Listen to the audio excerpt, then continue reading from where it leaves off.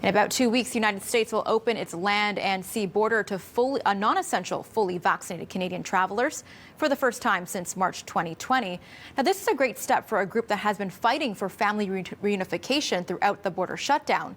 But now that the border is set to reopen, they're calling for international policies to consider family reunification in the long term.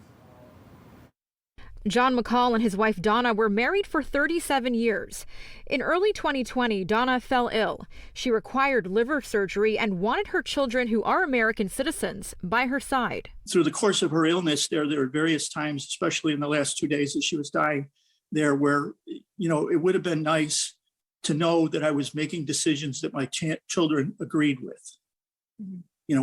When you're asked to take your wife off of life support, it's a family decision. Donna took a turn for the worse and passed away on August 10th, 2020 in Peterborough.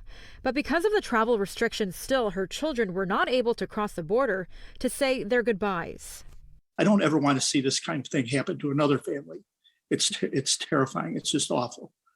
John says he wrote to ministers, appealed to anyone he could to try and get his children to Canada for his wife's final days. Eventually, his children had to apply for Canadian citizenship, something he says he could have done years ago. But it was too late. By the time the paperwork was granted, Donna had already passed away.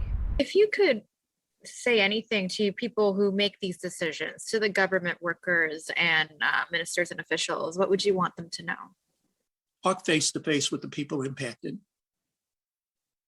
That's all. John's story isn't unique. That's why the Faces of Advocacy is pushing for long-term policy changes, even after the border reopens on November 8th. What we're hoping to develop in the long term is Donna's rule. And this would allow that whenever the border has an issue, the safe reunification of families is prioritized.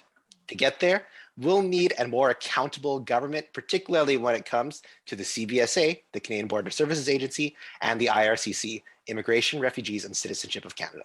Dr. Poon also says while travel restrictions easing is good news for those that have been apart, the cost of COVID tests required to cross back over can be very expensive for many families. He's also calling for an ombudsman to oversee border agents, immigration offices, and policymakers and ensure they are being held accountable. I'm not saying every person has to be able to come in, but if you are being denied or if you are not being treated properly when you are following the rules, there must be a way, an ombudsperson, a mediator, some level of accountability to actually advocate for those who are suffering. In short, the Faces of Advocacy should have never needed to exist, as the government already should have been accountable enough to have treated these families well enough to reunite and not leave a dying mother saying goodbye to their children through FaceTime.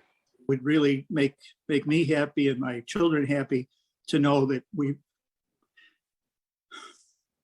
made a difference. And I'm determined, very, very determined to make a difference.